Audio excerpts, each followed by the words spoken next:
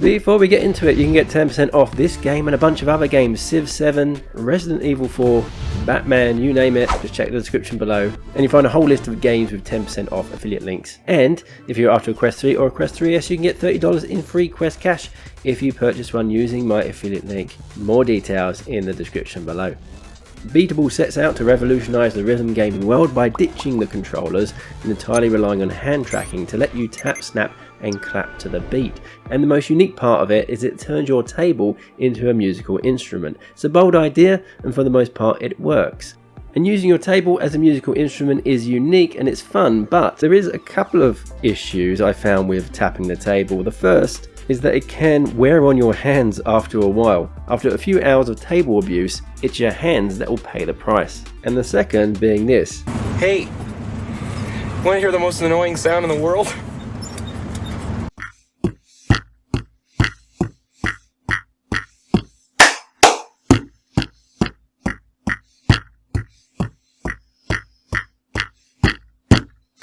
So it's perhaps not the best game to play at night when everyone is sleeping.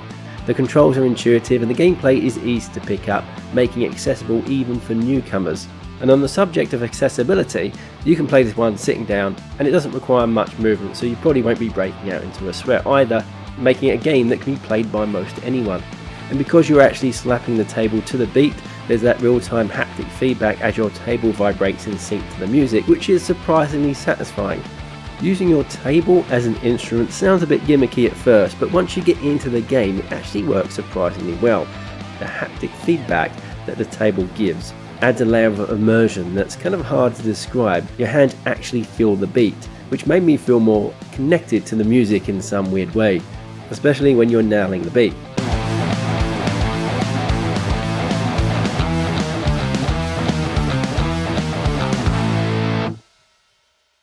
It also has an XR mode, which is something that a lot of Quest 3 games feature these days. And it's nice to have as an extra, but personally I found it harder to see what was going on with the XR mode on and a bit distracting too. So I didn't use XR mode that much and just played in VR. The game features 4 different difficulties from novice to skilled, expert and finally unbeatable. As the difficulties increase, as you would expect, the notes come at you faster and you need to do more actions. And I found unbeatable mode lived up to its reputation, especially on the track Symphony of Steel. I couldn't last more than a few seconds on that one. Although pro tip, if you use 2 hands on the same lane, then you might give yourself a fighting chance.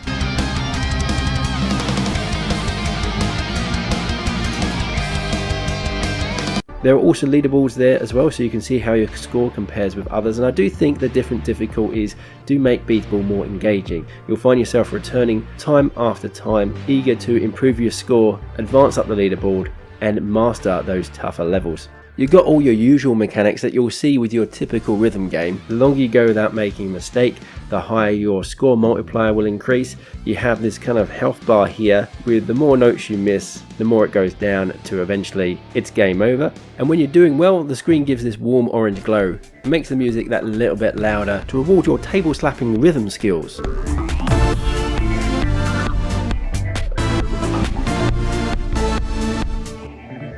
You can modify each song as well to adjust the pace and turn on practice mode or mirror mode. And let's talk about the music. The music is okay. There's a bit of an eclectic mix there. You've got some rock, rap, electronic, and there's 13 tracks in total. There's also a shop icon in the menu, so I am guessing the intention is to also include tracks that you could purchase to add to your library later on. But of course, no game is without its hiccups, and Beatable is no different. Its reliance on hand tracking tech can be a bit inconsistent, so what I found is that it generally works really well. But there are also times when my movements didn't seem to register perfectly, especially during the harder difficulties that feature fast-paced sequences.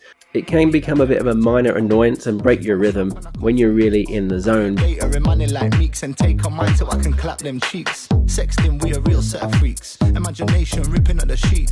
So overall, Beatable is a lot of fun. It's easy to pick up but hard to master, which is exactly what you want from a rhythm game.